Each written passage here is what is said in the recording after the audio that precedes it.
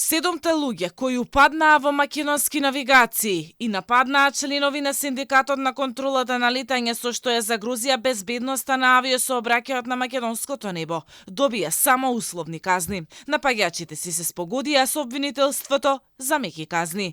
6 мина добија казна затвор од 6 месеци со услов ако во рок од 1 година не направат ново кривично дело. За еден обвинет има условна осуда, казна затвор во траење од 2 години, што нема да се изврши доколку во рок од 5 години во правосилноста на пресудата не стори ново кривично дело. А за 8-миот осомничен опфатен со првичната истрага постапката е запрена. Од доказниот материјал на обвинителството, кривичниот суд констатирал дека тие не посочуваа дека во времето на извршување на дејствијата на обвинетите имало опасност и била загрозена безбедноста на воздушниот сообраќај.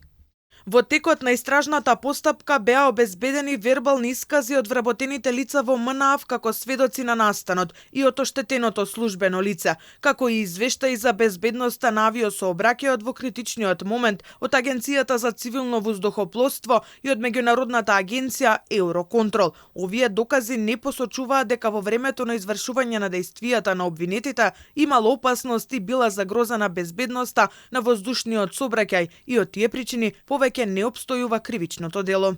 Прв помеѓу сега осудените Беким Незири, кој во кампањата беше главен промотор на Бујар Османи, како председателски кандидат на ДУИ и промоција на матичната партија. И по инцидентот, тој остана председател на Чаирскиот угранок. Инцидентот во МНАВ се случи на 4 јануари годинава, кога 8 лица упаднаа во канцелариите на македонска навигација на аеродромот во Скопје и нападнаа контролор на летање. Откако од синдикатот се кренаа на нозе поради несоодветна селекција на кандидати на оглас за нови вработувања и обвиненија за партизација.